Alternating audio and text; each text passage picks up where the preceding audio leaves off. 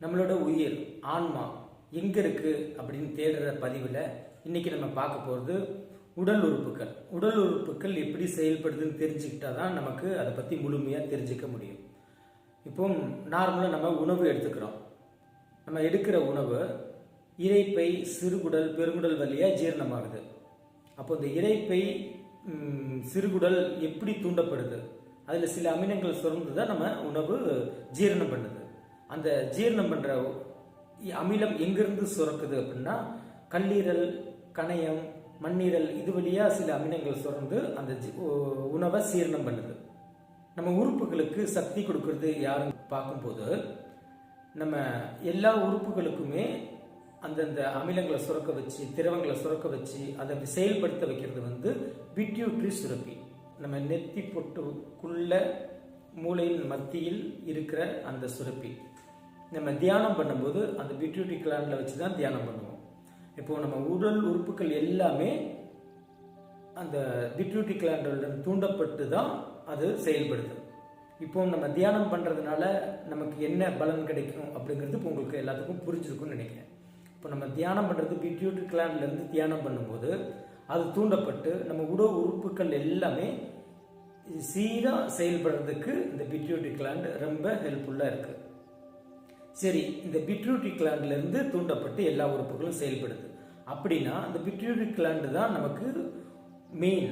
அதுதான் நம்ம எல்லா உடம்பை ஃபுல்லாக பாதுகாக்குது அப்படின்னு பிட்யூட்ரி கிளாண்டை நவீன ஆராய்ச்சி மூலமாக அதை தூண்டும் போது அது சில நேரங்கள் செயல்படுது, சில நேரங்கள் செயல்படலை.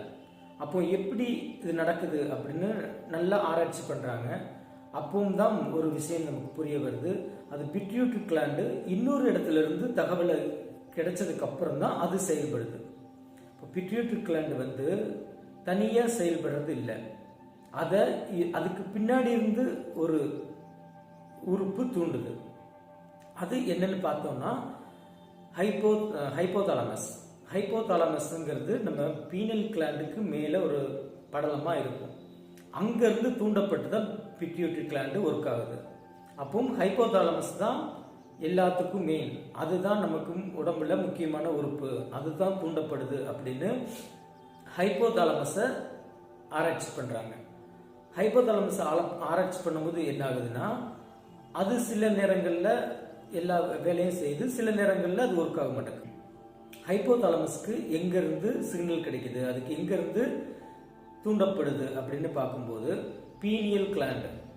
பீனியல் கிளாண்டிலிருந்து தூண்டப்பட்டு தான் தாலமஸ் சுரக்குது. தாலமஸ்லேருந்து ஹைப்போதாலமஸ் சுரக்குது. அப்படின்னா பீனியல் கிளாண்டு தான் எல்லாத்துக்கும் முக்கியமானது. அதுலேருந்து தான் தூண்டப்பட்டு மற்ற சுரப்பிகள் எல்லாம் சுரக்குது, நம்ம உடல் இயங்குது அப்படின்னு ஒரு முடிவுக்கு வந்ததுக்கப்புறம் பீனியல் கிளாண்டை ஆராய்ச்சி பண்ணும்போது அது முழுமையாக ஆராய்ச்சி பண்ண முடியறதில்லை. ஏன்னா குழந்தையா இருக்கும்போது பீனியல் கிளாண்டு பெருசாக இருக்குது, பார்க்கறதுக்கு நம்ம நவீன கருவிகள் மூலயமா பார்க்கும்போது அது தெரியுது.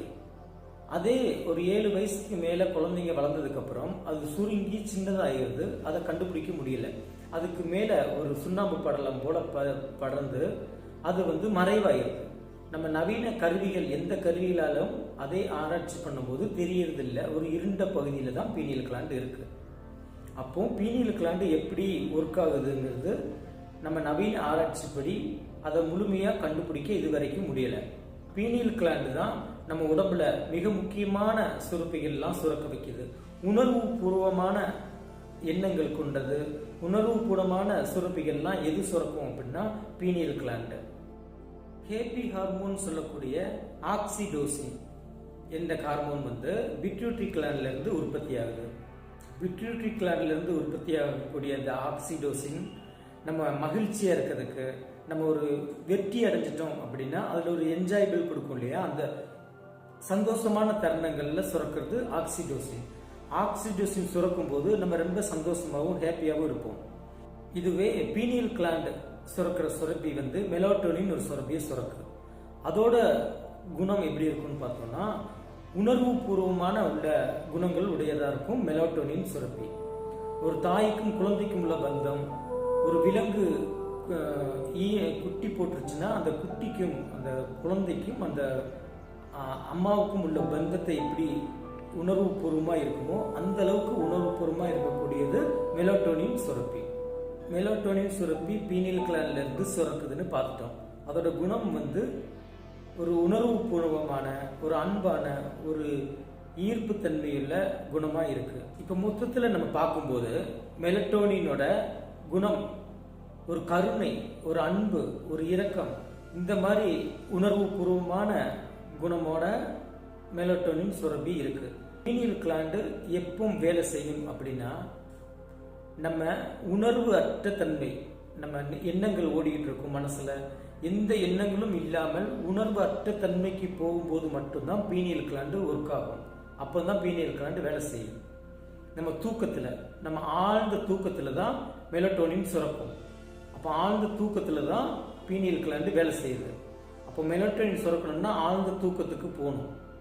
அப்போ ஆழ்ந்த தூக்கத்துக்கு போகும்போது நமக்கு உயிர் அந்த பீனியல் கிளாண்ட்ல என்ட்ரி ஆகுது அப்படின்னு வச்சுக்கலாம். அப்போ மூலாதாரத்தில் உயிர் இருக்கு. அப்போ அது பீனியல் கிளாண்டுக்கு போகும்போது நம்ம மூளையோடு சேர்ந்து செயல்படுது. மெலட்டோனின் நம்ம ஆழ்ந்த தூக்கத்தில் தான் சுரக்குது. அப்போ மெலட்டோனின் சுரக்கணும்னா நம்ம ஆழ்ந்த தூக்கத்தில் இருக்கணும், விழிப்பு நிலையற்று இருக்கணும், ஒரு எண்ணங்கள் இல்லாத நிலையில இருக்கணும். அப்போ நம்ம பிட்யூட்டரி கிளாண்ட்ல மைண்டை வச்சு மெடிடேஷன் பண்ணும்போது நம்ம ஆழ்ந்த நிலைமைக்கு போவோம். மனம் இல்லாத நிலைமைக்கு போகும்போது ஒரு விழிப்பு நிலையற்ற நிலைமை வரும். அந்த டைம்ல தான் மெலட்டோனின் சுரக்கும். இப்போ நம்ம தியானம் பண்றதுனால என்ன பலன்னு உங்களுக்கு நல்லா புரியும்னு நினைக்கிறேன். இப்போ தியானம் பண்ணும்போது என்ன நடக்குதுன்னா, பிட்யூட்டரி கிளாண்டு உடல் உறுப்புகளுக்கெல்லாம் நல்ல வேலை செய்யுது.